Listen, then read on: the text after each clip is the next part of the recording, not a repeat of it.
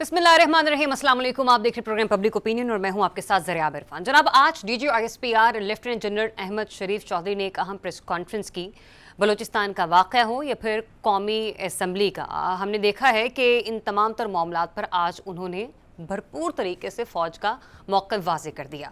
मुल्क में बदअमनी की लहर हो या दो सूबों में मुतवक्के ऑपरेशन, उन्होंने अपनी प्रेस कॉन्फ्रेंस में सहाफ़ियों की तरफ से किए गए तमाम सवालात के वाज़े और दो टोक जवाब दिए। सियासी नौयत के एक सवाल के जवाब में DGISPR ने यह वाज़े किया कि पाक फौज ना किसी जमात के मुखालिफ है, ना ही उसका कोई सियासी एजेंडा है। अगर फौज में कोई अपने ज़ाती फ़ायदे के लिए किसी मखसूस सियासी एजेंडे को परवान चढ़ाता है तो खुद एहतसाबी का निज़ाम हरकत में आ जाता है। तर्जुमान पाक फौज ने बानी तहरीके इंसाफ के मिलिट्री कोर्ट में केस के सवाल के जवाब में कहा कि फौजी कानून के मुताबिक कोई भी शख्स जो आर्मी एक्ट के ताबे हो उनको अपने ज़ाती या सियासी मकासद के लिए इस्तेमाल करे और उसके सबूत और शवाहिद मौजूद हों तो कानून अपना रास्ता खुद बनाएगा। DGISPR के लबो लहजे से ये बात तो वाज़े होती है कि फैज़ हमीद के मामले में किसी नरमी की गुंजाइश नहीं बरती जाएगी। और इस सिलसिले में फिर हम ये भी देख रहे हैं कि DGISPR ने प्रेस कॉन्फ्रेंस से हटकर मुल्क की सियासत के हवाले से अगर हम लोग बात करें तो उसका ऊंट भी किसी करवट बैठता हुआ हमें नजर नहीं आ रहा, क्योंकि अगर आप अख्तर मेंगल साहब के हवाले से बात कर लें तो उन्हें भी जो हुकूमती वफ्द है वो मनाने में कामयाब होता हुआ दिखाई नहीं दे रहा, जबकि इसके साथ साथ अपोजिशन और हुकूमत दोनों की तरफ से अख्तर मेंगल को मनाने की कोशिशें बेसूद साबित हुई हैं।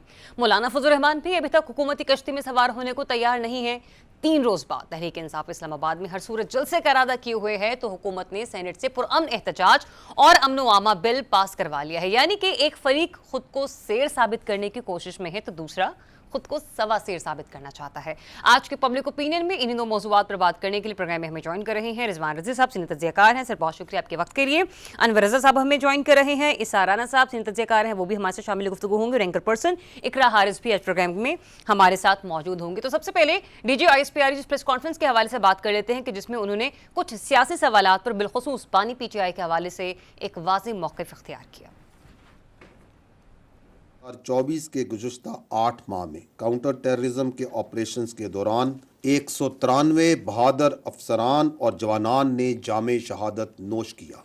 हमें मालूम है कि बलूचिस्तान के अवाम में एहसास महरूमी और रियासती जबर का एक तासर भी पाया जाता है, जिसको बैरूनी एमा पर मखसूस अनासर एक्सप्लॉइट करते हैं। कि जो बानी PTI हैं उनको फ़ौजी तहवीर में लिया जा सकता है या उनके ख़िलाफ़ भी फ़ौजी जो मिलिट्री एक्ट है उसके तहत कार्रवाई हो सकती है, इस पर क्या कहेंगे? देखिए, मैंने आपको पहले अर्ज़ किया कि एक सब्जुडिस मैटर है और आपका सवाल हाइपोथेटिकल भी है, लेकिन मैं आपको ये ज़रूर कहूँगा कि फ़ौजी कानून के मुताबिक कोई भी शख्स अगर किसी फ़र्द को या अफराद को जो आर्मी एक्ट के ताबे हों उनको अपने ज़ाती या सियासी मकासद के लिए इस्तेमाल करे और उसके सबूत और शवाहिद मौजूद हों तो कानून अपना रास्ता खुद।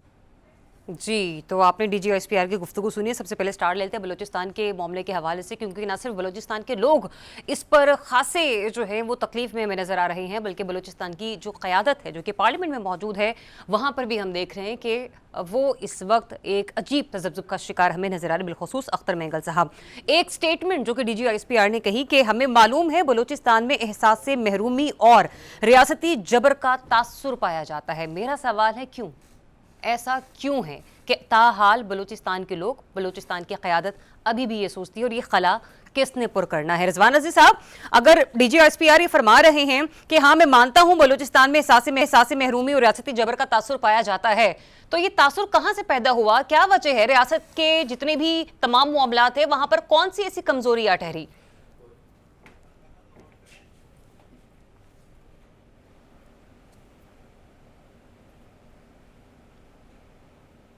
अच्छा, रिजवान रज़ी साहब के साथ कनेक्शन दोबारा से कांटेक्ट करने की कोशिश करते हैं। साराना साहब, ये सवाल मेरा आपसे है, आप ही बता दीजिए कि ये जो तासुर पाया जा रहा है बलूचिस्तान की आवाम में क्यों कर है? देखिए, इसका जवाब भी मेरा ख्याल है कि उन्हें खुद देना चाहिए था। उसकी वजह यह है कि हम तो ये देख रहे हैं कि हम बलूचिस्तान से उठा के एक वज़ीर आज़म को भी लगा देते हैं जो बाद में लगता है कि एलिजिबल भी नहीं थे, और फिर हम उन्हें पूरी तरह मौका भी देते हैं।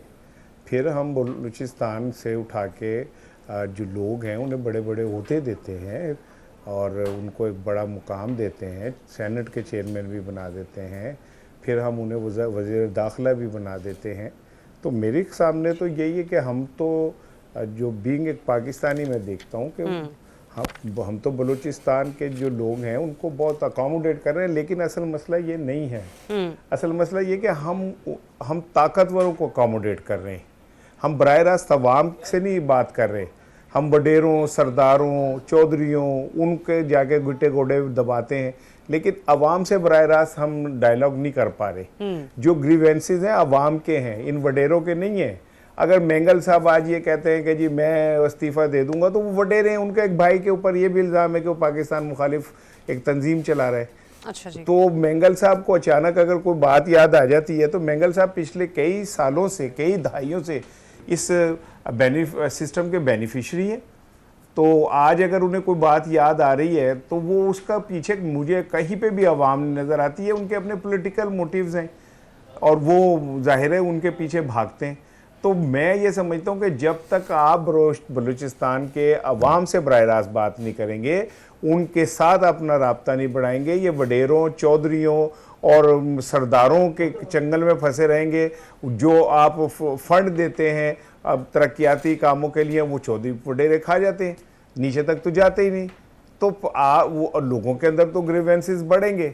और मुझे हैरत इस बात की है कि डीजी साहब को ये इस बात का अच्छी तरह पता है कि असल खराबी कहाँ है, तो हमें तो उस खराबी को एड्रेस करना चाहिए बजाय ये वडेरों के गिर्द घूमने के। तो रियासत को इस पे इस तरह नहीं लेना चाहिए कि जी हम बड़ों से फिर दोबारा बात करें। बेहतर ये होगा कि हम अवामी सतह पे जाके अवाम से बराह रास्त बात करें। रिजवान रज़ी साहब, अगर आप मुझे सुन पा रहे हैं तो साराना साहब ने एक पॉइंट रेज किया है कि बेहतर ये होगा कि वडेरों से, जागीरदारों से बात करें।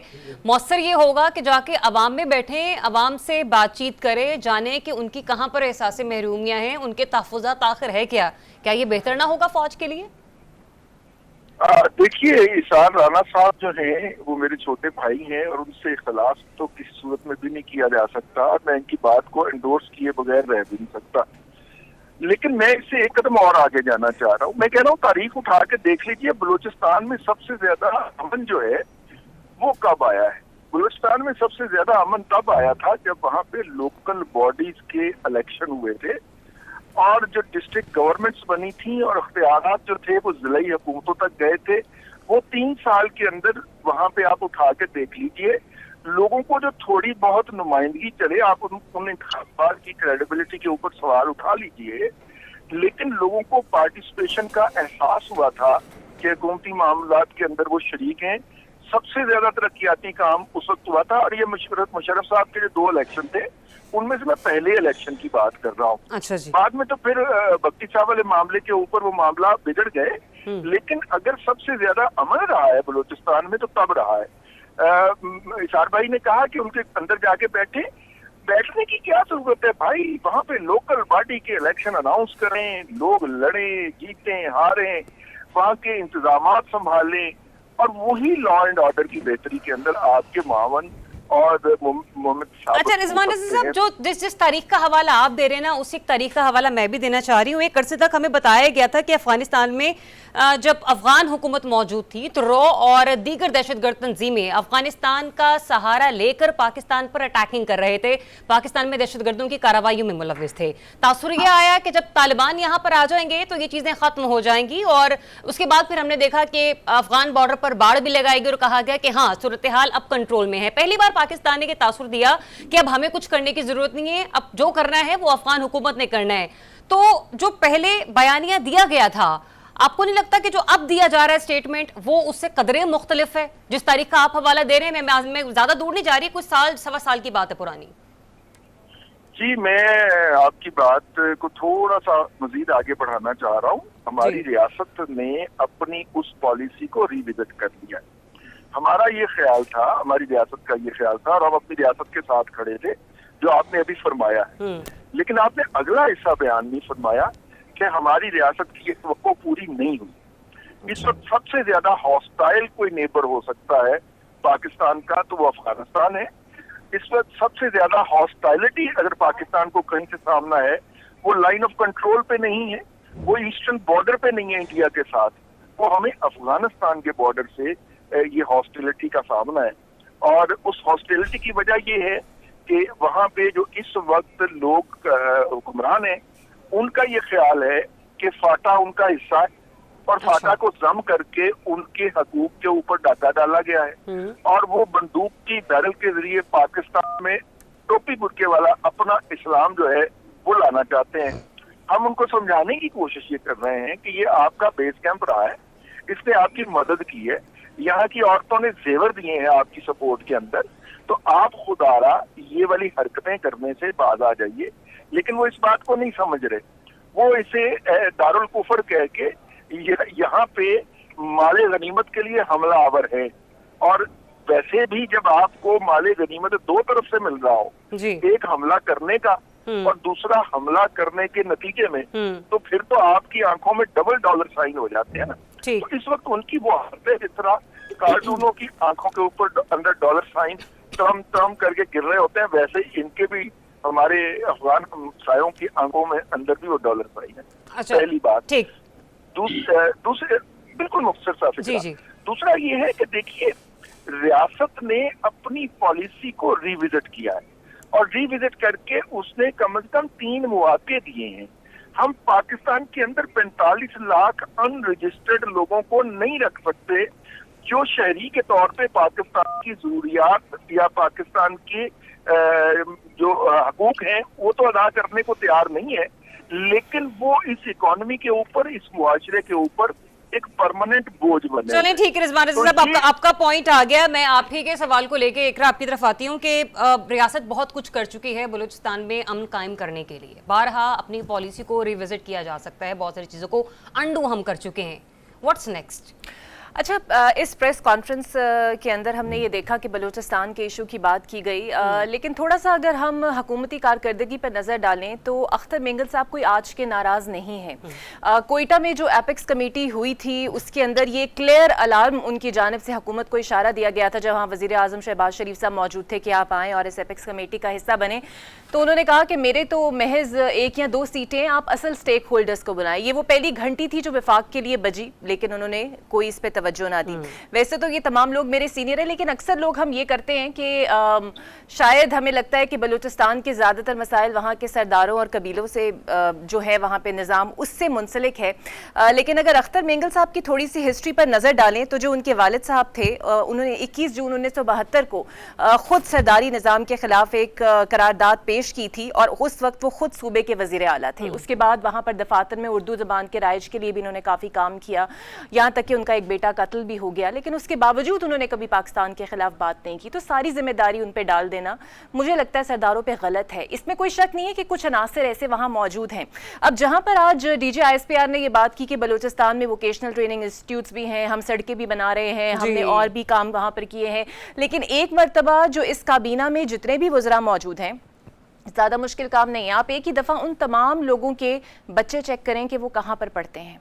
आप ये देखें कि उनकी रिहाइश गाहें अगर बलूचिस्तान में हैं तो ज़्यादातर इस्लामाबाद में भी मौजूद हैं, और जब ये ख़त्म हो जाएंगी और उनके गाड़ियों से झंडे उतर जाएंगे तो ये तमाम जो काबीना ये वापस इस्लामाबाद आके पहुँच जाएगी। इशू ये है कि वहाँ की जो नौजवान हैं या कौम है, उन्हें उस क़यादत पे या जो काबीना में लोग मौजूद हैं उन्हें एतबार नहीं है। ये वही अख्तर मेंगल साहब है ना जिन्होंने अपने 4 वोट इमरान खान साहब के पलड़े में डाले और उसके बाद वो वज़ीर आज़म बन गए, फिर वही वोट उन्होंने शहबाज शरीफ के पलड़े में डाल दिए और वो PDM में आ गए। बिल्कुल, लेकिन हम उन्हें एड्रेस नहीं कर पा रहे। वो अदम एतमाद पार्लियामान पर, ये हुकूमत की जिम्मेदारी है। फौज अगर अपना काम कर रही है तो करे, लेकिन जो महरूमियां हैं उसका अजाला इस सियासी क़यादत को ही करना है इवेंचुअली।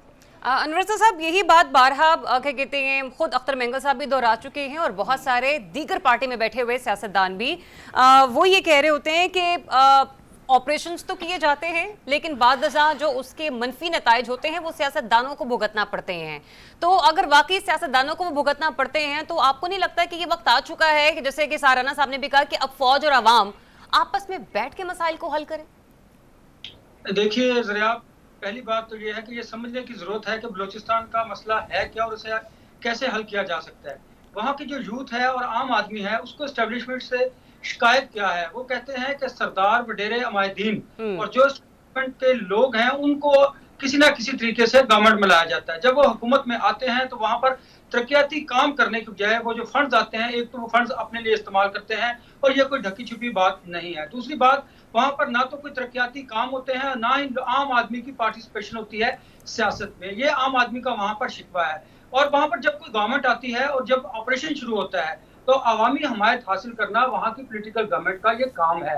वहां की जो लेजिस्लेटर्स हैं, जो बलोचिस्तान असेंबली है, उन लोगों का काम है कि अवाम और एस्टेब्लिशमेंट को साथ करें। अब आप देखिए वहां की जो यूथ है, उन्हें ये बहुत ज्यादा एतराज है कि वहां की जो एफसी है उनका रवैया बड़ा सख्त है। इस हवाले से जब हम एस्टेब्लिशमेंट से बात करते हैं और उनसे पूछते हैं कि उन्होंने कहा कि जो एफसी है उसका काम है कि आपको उन्हें ये तरबियत दी जाती है कि आपने दुश्मन को रोकना है। और देखिए वो वहां पर खड़े हुए कोई उसने सलूक नहीं करेंगे किसी से। वहां पर बहुत सारे ऐसे वाकयात होते हैं कि जो बलोचों की नाराजगी का बायस बनते हैं। एहसास महरूमी कम क्यों नहीं होती? वफाक जब वहां पर बहुत ज्यादा फंड्स फराहम करता है, वो फंड्स का गलत इस्तेमाल किया जाता है वफाक की जानिब से, जहां पर वो वहां पर जो अवामी नुमाइंदों को चुना। अच्छा अनवर साहब, अपने तज्जिए को कंटिन्यू रखते हुए एक मेरा पॉइंट ले लीजिए। मैं चाहती हूँ कि इससे मुझे आपकी खबर भी मिल जाए कि आज मैं एक जगह पढ़ रही थी कि वजारत दिफा के गालिबन जानिब से कहा जा रहा है कि ये एक इख्तियार दे दिया जाएगा फौज को कि अगर उन्हें किसी के ऊपर शक है, कोई शुबा है बलोचिस्तान में, तो इंटेलिजेंस इदारे उस शख्स को उठा सकते हैं और जब तक चाहे उसे हिरासत में रख के उसे पूछगछ की जा सकती है। आपको नहीं लगता है कि जितनी लंबी हुदूद में हम इस दायराकार को वसी तर करते चले जाएंगे, बलूचिस्तान के लोगों की एहसास महरूमियों में मजीद उस हद तक इजाफा होता चला जाएगा? बजाय इसके कोई ऐसी पॉलिसी मुरतब की जाए, कोई ऐसा फ्रेमवर्क तैयार किया जाए कि हाँ इससे इतने वक्त के अंदर, इस दौराने के अंदर पूछगछ की जा सकती है और अगर ऐसा कुछ साबित नहीं होता तो जिसका बच्चा है, जिसकी बेटी है, जिसका जो मामलात हैं वो जाकर अपने फैमिली को वापस कर दिया जाए। नायाब इसमें सॉरी जरियाब, इसमें दो आरा पाई जाती हैं। जो अवामी नुमाइंदे हैं वहां पर लोकली, वो ये कहते हैं कि आइन और कानून के मुताबिक ये जो वहाँ की पुलिस है, वहाँ की जो एडमिनिस्ट्रेशन है, ये उनका काम है। एस्टेब्लिशमेंट इस हवाले से ये बयान करती है कि वो जो दहशतगर्द हैं, चूंकि जब हम उनकी कॉल टेप करते हैं और उनको हम जब पकड़ते हैं, रिकवर करते हैं, उन्हीं को ट्रायल करते हैं। ये बात दुरुस्त पॉलिसी की वजह से वहाँ पर जो अवाम की नफरत है वो बिल्कुल बढ़ती चली जाएगी। बिल्कुल हमें इसे रिविजिट करने की जरूरत है। ये इख्तियारात आप जरूर दीजिए। हम खुद कहते हैं कि दहशतगर्दी का कला कमाना चाहिए, ये बात बलोची भी वहां पर करते हैं। अगर कोई है उसके खिलाफ आपके पास एविडेंस है तो आप उस एविडेंस की बुनियाद पर अदालत में लेके आइए और उसे सजा दिलवाइए। ठीक है, एक बात है। और अगर हम इस पॉलिसी को रिविजिट नहीं करेंगे तो डेफिनेटली आप हो सकता है कि अब मौजूदा हालात में तो आप इसके नुकसान हमें पहले से ज्यादा बुरे तरीके से भुगतने पड़ेंगे।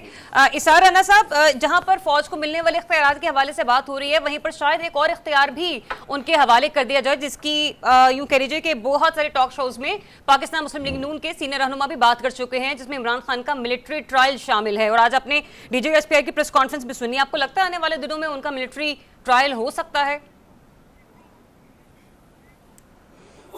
कि एक तो पहले आपने ना इस प्रोग्राम में बड़ी नाइंसाफ़ी की है। मेरे बड़े भाई को मेरे नीचे आपने विंडो में रख दिया है और मुझे ऊपर कर दिया है। तो ये बिल्कुल ऐसे ही है जैसे उत्ते तुम शहबाज शरीफ बिठाता तो थले नवाज शरीफ को बिठाता। तो अब बड़ा भाई नीचे बैठ गया है, बड़ा छोटा भाई ऊपर बैठ के बात करेगा। तो ये तो ऐसे ही है जैसे विफाक। चले आप ऐसा करें कि अगले 40 मिनट जो है ना वजारत उज़्मा के मजे लूटे। सर अभी छोटा भाई वैसे भी ऊपर ही है, मज़ों से बचाए। हाँ जी, वो मैं इसीलिए कह रहा हूँ नाइंसाफ़ी है। देखें बात ये है कि अगर आपकी वाहिद ख्वाहिश ये है कि इमरान खान को आपने कटहरे में लाना है तो इसका मतलब है कि आपके सियासी तो थोड़े बहुत मकासद हैं, इसका मतलब है। अदरवाइज़ अगर इमरान खान, मैं तो पहले दिन से कह रहा हूँ कि अगर 9 मई के किसी मामले में मुलविस हैं तो ओपन कोर्ट ट्रायल करें और साबित कर दें और करने के बाद सज़ा दे दें। मैं तो इस बात के हक़ में हूँ। लेकिन अगर जनरल फैज़ वाला कटा पंजाबी में कहते हैं खुल गया तो ये खाली इमरान तक नहीं जाएगा, क्योंकि जनरल फैज़ बतौर उस वक्त के जनरल के तौर पे जो कुछ कर रहे थे उससे 2 सवाल पैदा होते हैं कि क्या हमारे चीफ ऑफ आर्मी स्टाफ को उनकी एक्टिविटीज़ का इल्म था या नहीं था। नहीं था तो फेलियर, और था तो फिर अगर वो खामोश रहे तो वो भी जिम्मेदार है। फिर ये सवाल भी होगा कि लंदन में नवाज शरीफ साहब से राब्ते कैसे हुए, कैसे उन्होंने वहाँ से बाजवा साहब को वोट दिया। खुद ख्वाजा आसिफ मान चुके हैं कि हमारी मुलाकात हुई, उसमें उन बाजवा साहब ने हमें ऐसे कहा। जावेद लतीफ़ मान चुके हैं। तो फिर ये बात बहुत दूर तक जाएगी, बात निकलेगी तो फिर दूर तक जाएगी। तो मैं ये समझता हूँ कि आज उन्होंने कुछ थोड़ी सी और ये भी कहा है कि हम आईन पाकिस्तान के मुताबिक चीज़ों को देखेंगे, तो ये मैं समझता हूँ बहुत पॉजिटिव बात है उनका ये जुमला कहना कि वो आईन के मुताबिक जो चीज़ें हैं उसके मुताबिक देखेंगे। और आखिरी बात ये, उसके बाद मुझे पता है मेरे बड़े भाई ने सड़ी सुटनी है, तो मैं सिर्फ इतना अर्ज करूँगा कि हमने अभी तक भुट्टो का लाशा सही तरह नहीं दफना सके। खुदारा इस तरह के एडवेंचरिज्म से हमें बचना चाहिए, और पाकिस्तान के अंदर सियासतदानों को ही हर दफ़ा कटहरे में आना ये कोई एक अच्छी बात नहीं है। कभी बिल्कुल हर हमेशा सियासतदानों का ही मुहासबा क्यों हो जाता है, कभी बेनज़ीर हो जाती हैं, कभी नवाज शरीफ हो जाते हैं, कभी इमरान खान हो जाते हैं। तो मेरा ख्याल है कि इसमें सियासतदानों को भी थोड़ा सा इस मौके पे अपना किरदार अदा करना चाहिए और इस तरफ जाना चाहिए कि सियासतदानों को सियासतदानों की तरह डील करना चाहिए। ठीक है साराना साहब, आपका पॉइंट यहाँ पर आके मुझे एक ब्रेक लेनी ना, ब्रेक के बाद वापस साराना साहब जो गुफ्तगू कर रहे थे ना कि ओपन कोर्ट ट्रायल हो जाना चाहिए, अगर वाकई उनका मिलिट्री ट्रायल होता है तो उस पर भी कुछ गुफ्तगू होगी। और साथ ही साथ ये कि जो जलसा है 8 सितंबर का, क्या वो पाकिस्तान तहरीक इंसाफ करती हुई नजर आ रही है, हाँ या नहीं, इस पर बात होगी एक ब्रेक के बाद।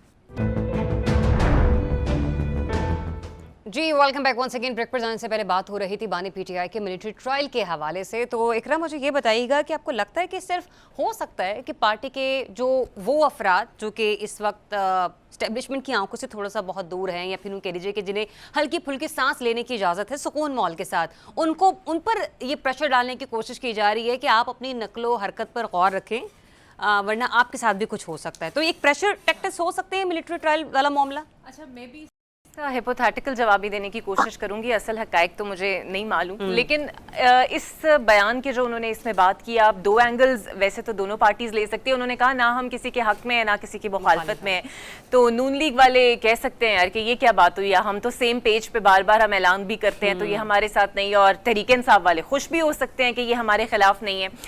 लेकिन यहाँ पर एक बात काबिल जिक्र है कि जब हम जनरल फैज़ की बात करते हैं तो अब कई खबरें ऐसी भी आ रही है कि 9 मई के साथ भी उनका ताल्लुक जोड़ा जा रहा है, और खुद बानी पीटीआई इमरान खान साहब ने कोर्ट में दरख्वास्त दायर कर दी है कि उन्हें खदशा है कि शायद उनका ट्रायल किया जाएगा। अब सवाल यहाँ पर ये, उन्हें खदशा क्यों है?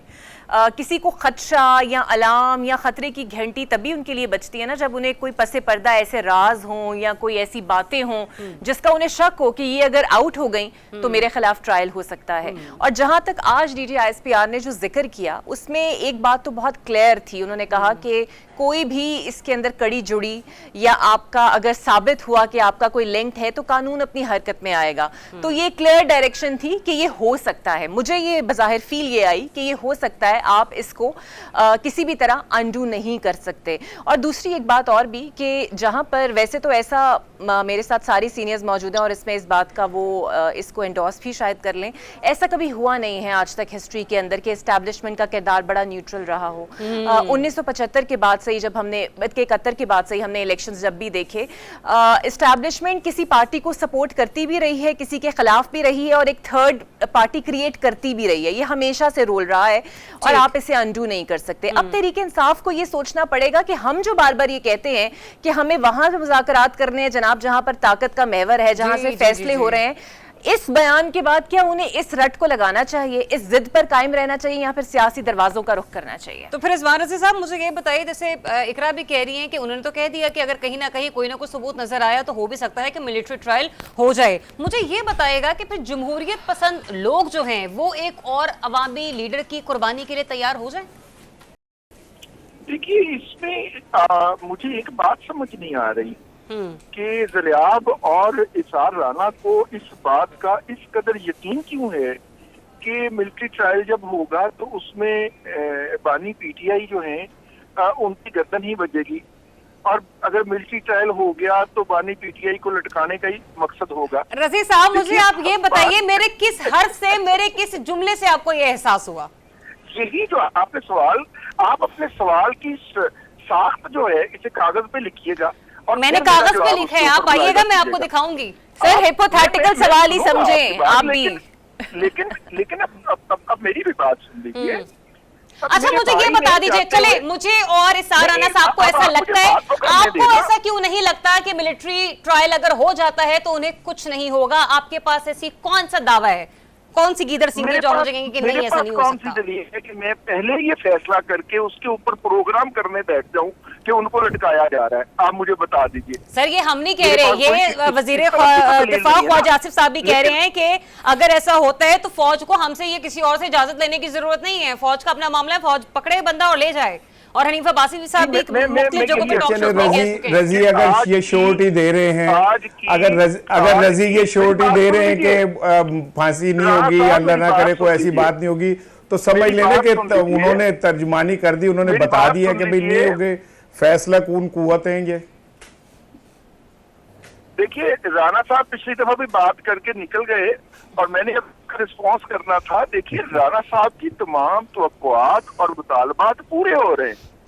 इन्होंने कहा कि सिर्फ सियासतदानों की बारी नहीं आनी चाहिए, किसी और की भी बलि चढ़नी चाहिए, तो चढ़ चुकी है ना। एक साहब जो है उनकी गर्दन नापी जा रही है, अब उनकी गर्दन में से जो कुछ निकल रहा है उनके गले में से, उसकी काउंटिंग तो होगी ना भाई कि आपने क्या क्या कुछ खाया है। सारस, जिस तरह सारस के गले में से निकाली जाती है मछलियां गिन गिन के, इस तरह इनके भी निकाली जा रही हैं, और उस गिनती के साथ और भी कोई काउंट हो रहा है।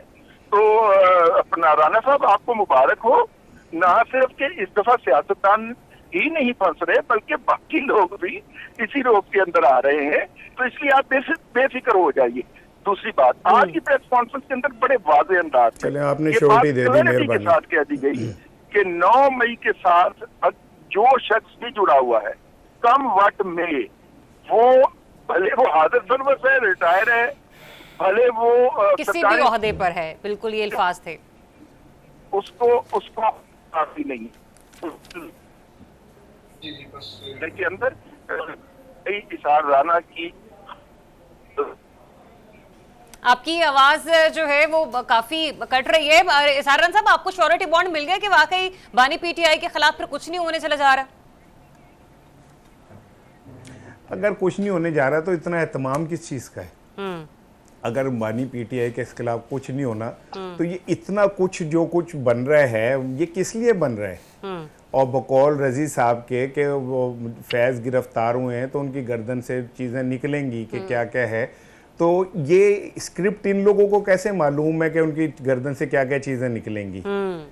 तो फिर भी अगर कोई ये ना समझे कि ये क्या हो रहा है तो फिर मैं क्या कह सकता हूँ? और रजी हमारे बड़े भाई हैं, जो मर्जी कहें इकरा तो उनको जवाब दे सकती है, मैं तो कोई ना जवाब भाई दे नहीं सकता। तो एवं मैनू किसी खाते च पवा देन के जी एनू भी पवा दो तो मैं क्या कर लूँगा भाई?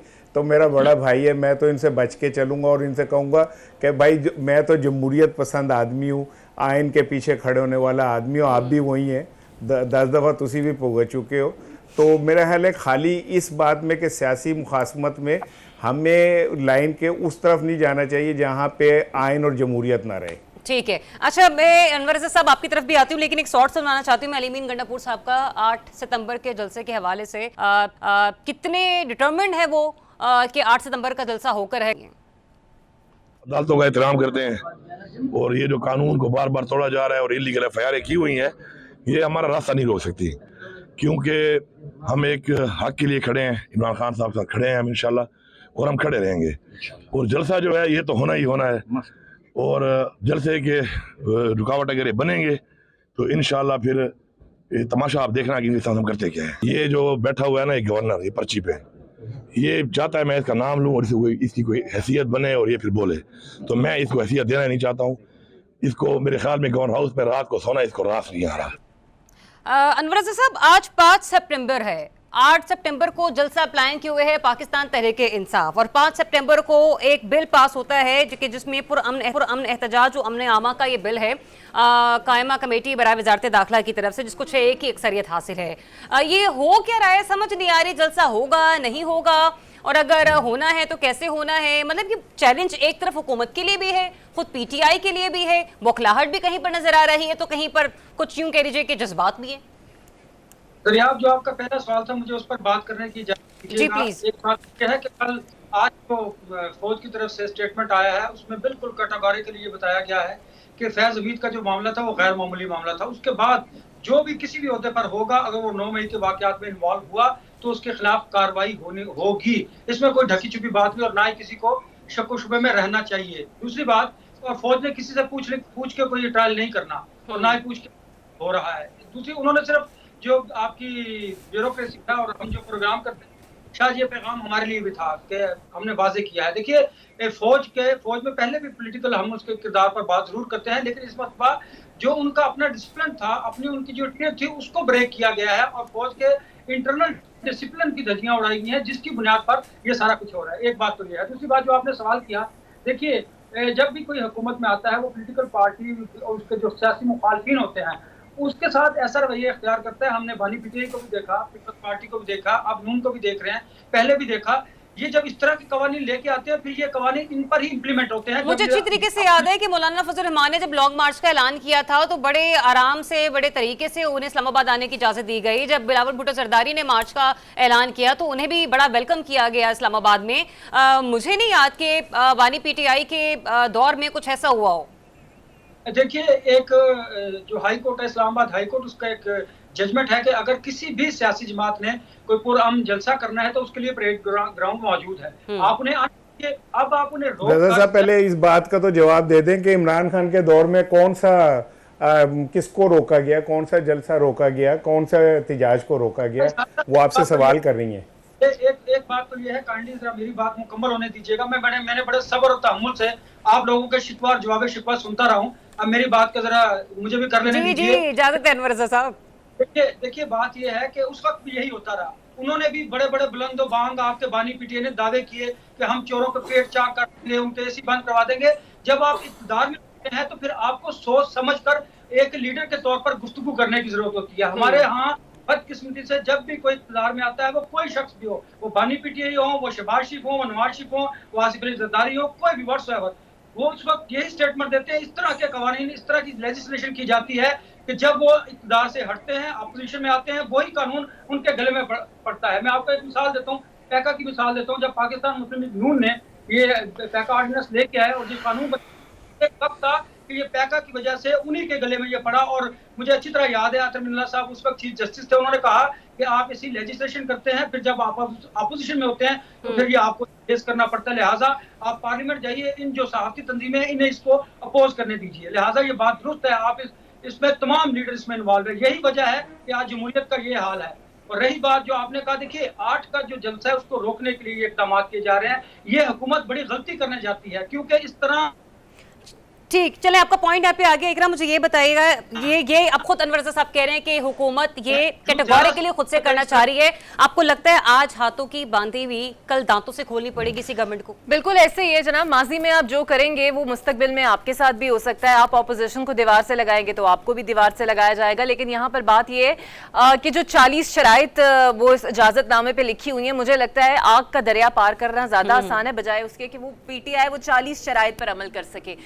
लेकिन मुझे हमेशा अफसोस होता है, अभी आपने गड्डापुर साहब का भी बयान चलाया, बतौर वजीर आला वो अपने मनसब का ख्याल नहीं रखते। मैं जब भी उनका बयान सुनती हूँ वो तमाशों का जिक्र करते हैं। उन्होंने सवाबी के अंदर क्रेन्स और हुकूमती मशीनरी इस्तेमाल करने का भी सोच लिया। और जब एक इंटरव्यू में उनका देख रही थी, उनसे सवाल हुआ कि आप दोनों सूबों की पुलिस को आमने सामने कर देंगे, तो उन्होंने कहा कि वो मेरी पुलिस है, वो प्रोटेक्ट करेगी मुझे। तो बहुत ही अनयूजुअल सवाल है, लेकिन ये अनवर रज़ा साहब की बात ठीक है कि हुकूमत को ये हक उन्हें देना चाहिए और ये जायज हक है एहतजाज करना। चलिए, वक्त मेरे पास बिल्कुल खत्म हो चुका है और वाकई सवाल निशान अभी भी है कि क्या पाकिस्तान तहरीक इंसाफ 8 सितंबर का जलसा करने में कामयाब होती है या नहीं। इसी के साथ इजाजत दीजिए, अपना बहुत सा ख्याल रखिए। अल्लाह हाफिज़।